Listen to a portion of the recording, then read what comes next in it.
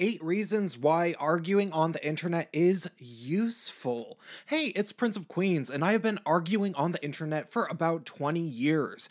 And it's more than a meme at this point that arguing on the internet isn't useful at all.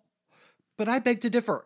I think it's absolutely useful, and I want to list out some reasons that I feel that way. Reason number 1 is that you can reach people that you wouldn't normally reach in your everyday life due to both social circumstances as well as geographical limitations. Last decade, I was able to have discussions with conservative Christians in rural areas of the USA about gay issues, for example, and a lot of them ended up thanking me for opening their mind to the fact that gay guys could be pretty reasonable and cool. Reason number 2 that arguing on the internet is useful is the vast amount of people that you can reach in a short amount of time. Depending on your platform online, you can reach dozens or hundreds of people a day if you are just a regular keyboard warrior, which can be a lot for antisocial people. You can also reach thousands a day if you have a small audience on YouTube like myself, and if you are a bit better, you can reach millions. Reason number 3 that arguing on the internet is awesome is the quality of the impressions that you can make on individuals.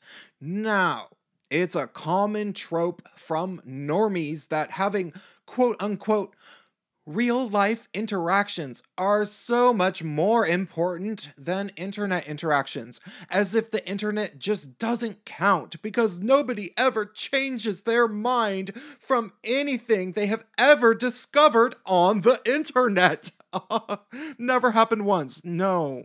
This one always amazes me because when I think of myself as an individual, practically every time I have ever had a major political or socio-political awakening, it was due to epiphanies I've had while interacting on social media. The internet revealed very clearly to me how heinous fourth-wave intersectional feminists are, as well as showing me that Trump supporters weren't merely as bad as I thought that they were. For simple examples, simply posting a well-thought-out comment under an article can leave a lasting impression on hundreds or thousands of strangers, as opposed to hitting the pavement with a sandwich board, which automatically discredits you as a fanatic idiot. The fact that anybody would even attempt to argue that hitting the streets is more effective than internet commenting just shows that these people are stuck in the past. Reason number 4 that arguing on the internet fucking rules is precisely one of the things that people complain about, which is that it allows people to say things that they wouldn't normally say to somebody's face. This is obviously a double-edged sword because it can lead to a lot of tension. However, if you get the hang of not taking the arguments personally, you'll soon realize how much you can really learn from people who aren't afraid to just tell you that you're straight up wrong about something. Honestly, sometimes the best way to learn that you are wrong about something is if somebody just says, "You're fucking wrong," and proves it to you on the internet. Whereas in person, they might avoid talking about it due to social etiquette. Reason number 5 that internet arguing is awesome is that it puts you in touch with meme magic and internet humor, which will make your life a lot more enjoyable. If you don't know what I mean when I say praise Keck or we was kings, you're really missing out on a lot. Reason number 6 that arguing on the internet kicks ass is that it's about the most thorough fact-checking mechanism that I know of. Now, granted, you have to find a forum where there are decent people who disagree with you about something, but if you want to, say, argue in favor of reducing college sexual assault, all you have to do is find an egalitarian, non-feminist forum, maybe a men's rights forum, and bring up college rape statistics. And you will be barraged with hard data about how flawed the surveys were that compiled the 1 in 5 number. This works for anything, really. If you want to criticize Donald Trump effectively, for example, I suggest that you find a forum that is populated by his supporters and make sure your arguments hold water. Don't be obnoxious. Point out your criticisms in a constructive and non-abrasive way. And while we can assume that you'll get some shitty and rude responses from people, you will undoubtedly get a few arguments that you would have never heard from your own friend circles.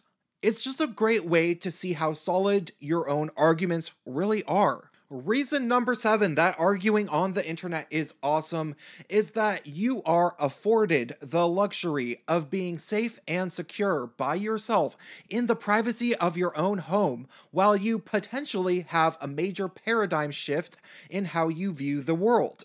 People act like it's always such a great thing to talk to somebody face to face, but again, I think it's actually limiting in some ways. When you argue on the internet and you realize that you might be totally wrong about something you held dear, like a religious belief, for example, you can totally have an emotional breakdown while you step away from the computer and nobody will know. When you come back, the person won't sugarcoat their arguments, which is precisely why arguing online is useful. Sometimes people just need to hear the truth without being spared their feelings, as I already mentioned earlier, and the internet is great for that.